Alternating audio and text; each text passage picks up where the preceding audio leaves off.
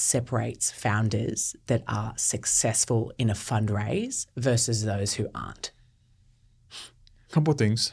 One is the mindset when they go into the investment, like the fundraising, is that they're not in there to just get cash. Because if you're in there just to take, the energy that comes across is different than if you're in there to try to give. Because what's the whole goal? If I get money from you, it's because I want to help you make more money. So if I don't feel like I can help you make more money or not at the pace that you want, I should not be taking the money from you. So that alignment has to be there. Same as the alignment between the founder and the team that they set up. The alignment, if it is not there, the investor can be a pain to you later on. Or you can be a pain to them. Now, here's the thing. Do you want this investor to only invest in your current thing one time? Or do you want them to come back or to you, or you go back to them again and again for future endeavor projects? So the alignment, they have to be there. If not, it could cause all kinds of distractions for both sides. So that's number one, right? To really go in there with a value giving mindset. Like, I'm here to give you value, and you can say no. I will come back to you again when I have more reasons to come back to you. But that mindset of not just going there and say, give me money.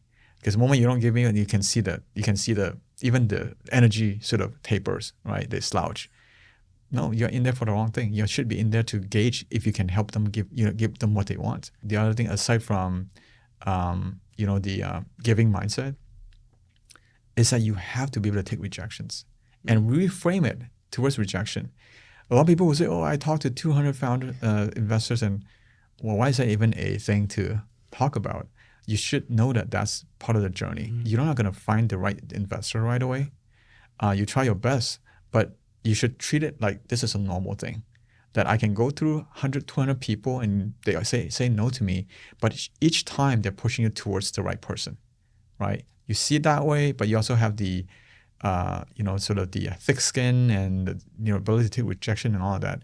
So to me, that's another thing that sets the great one from the bad one, is that they don't spend a lot of energy lamenting on why they didn't get it. No, is that not the right person? Move on. Or you're not the right product for them. Move on, right? Don't spend too much energy dealing with the psychological aspect of yourself.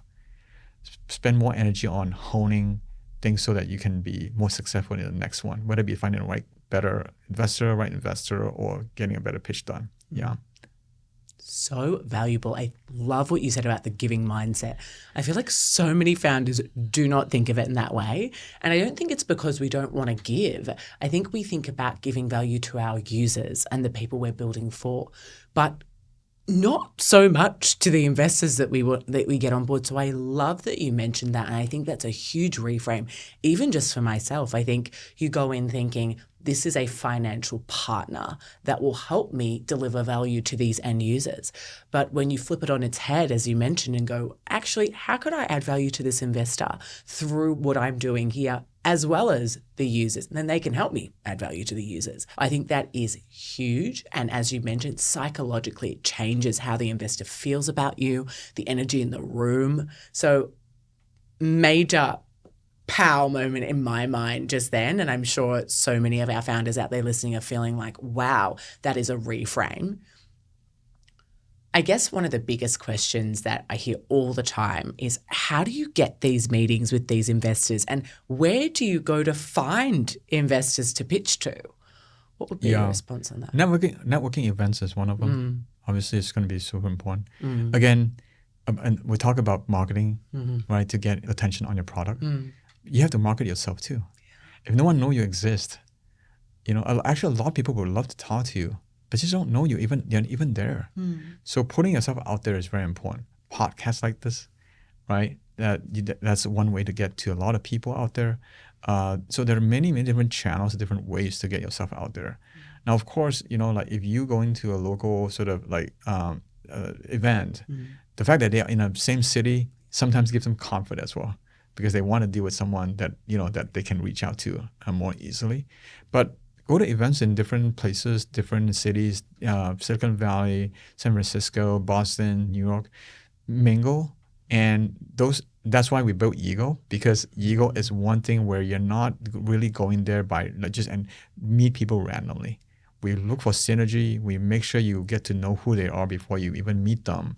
So when you go meet them, you go there with clear intention.